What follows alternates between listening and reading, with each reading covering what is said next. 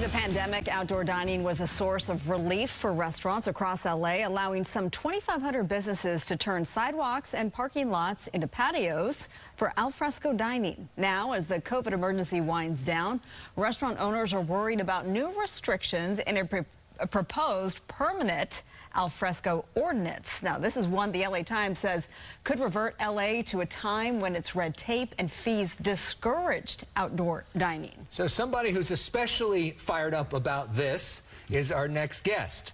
Rick Caruso, a familiar face, of course, ran for mayor of Los Angeles, the founder of The Grove and one of the most successful real estate titans in the history of Los Angeles. Mr. Caruso, great to see you. Thanks for coming in. Good seeing both of you. Thanks for having me. All right, so there's expected to be public comment at the city council about this tomorrow. We know a lot of people feel very strongly about this, including you. What's your main message on this? This came out on the 8th. My phone started ringing off the hook, mostly from small businesses. I really believe we need to put a hold on this, and let's create some listening sessions and understand what people need, because restaurants are struggling. And 90% of the businesses in LA, as you know, are small businesses owned by women, minorities of every part of the city, and we need to give them the ability to continue making money. These changes, I think, are going to put a lot of businesses out of business, restaurants, and probably we're going to have a lot of job losses, which we don't want to have in the city.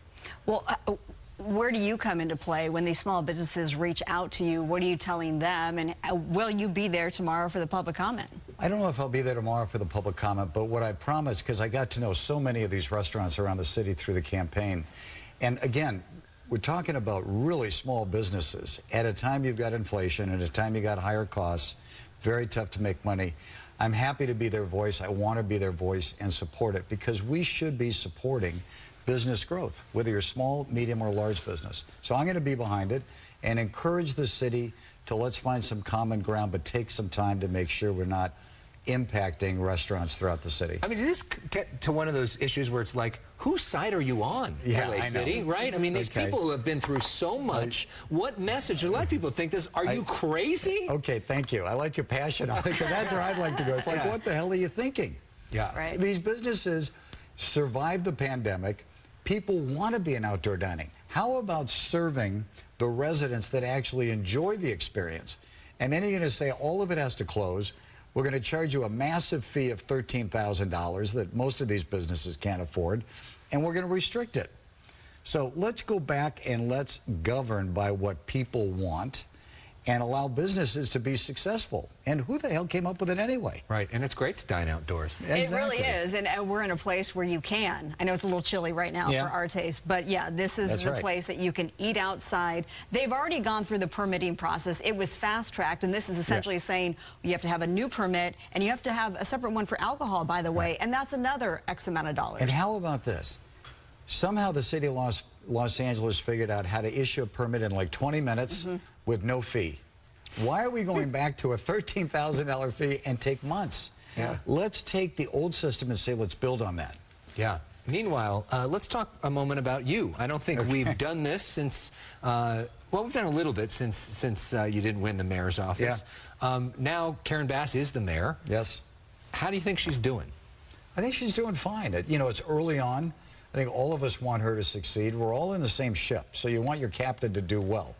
And I think we should all be supporting her and give her a lot of help in doing well any way we can. What's next for you? I mean, you ran this campaign, you spent a ton of money. It didn't end up the way you wanted it to.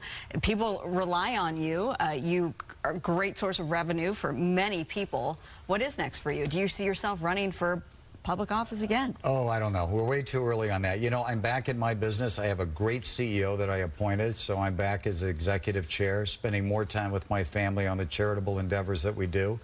And I'm going to be a champion for the city in any way I can. And I love it. I'll continue to do that. I'm going to steal a question from my pal Marla Tejas, who just asked when we were talking before. How do you think running for mayor changed you? I think all the things that I felt so deeply about, I felt even more deeply, if that could, you know, be the right term. The people that are living in the streets, the families, the people that are in the inner city on Skid Row, the schools that we support, those are at or below the poverty line. Here's what I saw out there. Los Angeles is full of wonderful, dear, great people who just want an opportunity to work hard, raise their family in a safe way, and have their neighborhoods that they can enjoy together. And I just found them so energizing by the spirit of the city. So I'm more in love with the city than ever. Well, we are so glad that you made some time for us. Thanks. Thank you so much for being with us tonight. Thanks for having me. Rick Caruso.